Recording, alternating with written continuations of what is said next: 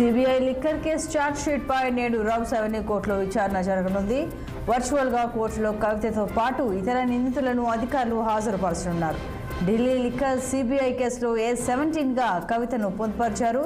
ప్రస్తుతం ఎమ్మెల్సీ కవిత తిహార్ జైల్లో ఉన్నారు.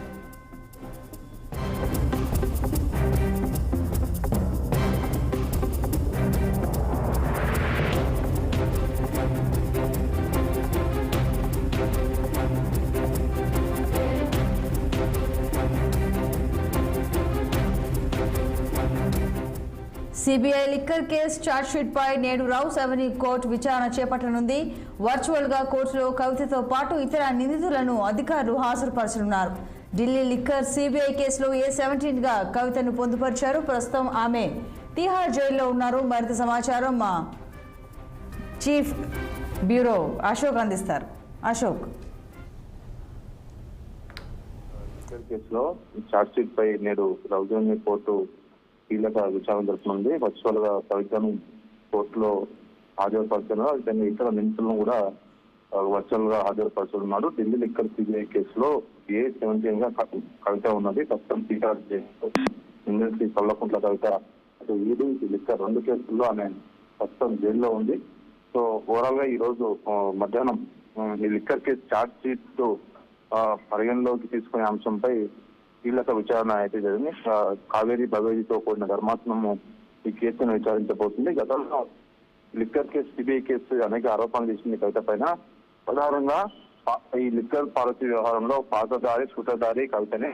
ఈమె సౌత్ గ్రూప్ లో ఇన్వాల్వ్ అయ్యింది. సౌత్ గ్రూప్ లో మెయిన్ కీలక పాత్ర వహించింది. నేరుగా డబ్బులు పెట్టకపోయినప్పటికీ కూడా ఆమె బినామీల ద్వారా డబ్బులు పెట్టుబడి పెట్టింది. దాని ద్వారా ప్రభుత్వ ఖజానాకు దాదాపు 2 పైగా నష్టం జరిగింది ఢిల్లీ ప్రభుత్వానికి. సో దానివల్ల ప్రజాధనం దుర్వినియోగమైంది. ఈమెకు సంబంధించిన ఉన్నారో అభిషేక్ బోయిన్పల్లి కానీ, బుచ్చిబాబు కానీ, విధంగా శరత్ చంద్రారెడ్డి వీళ్ళంతా కవిత బినామీగా పనిచేశారు. సో కాబట్టి ఈ పాత్ర చాలా ఉంది. కాబట్టి ఇప్పుడు బెయిల్ ఇవ్వడంతో గతంలో కూడా సిబిఐ వాదనిపించింది. సో ఛార్జ్ షీట్ లో కూడా అనేక అంశాలు పొందుపరిచింది.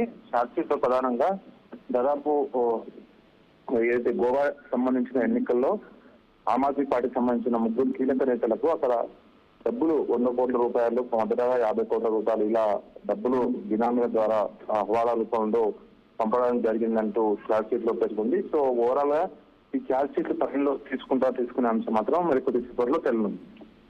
Right, thank you.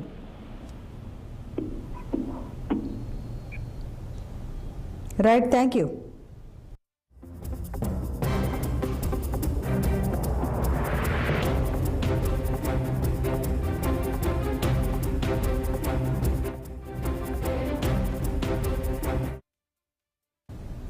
నేడు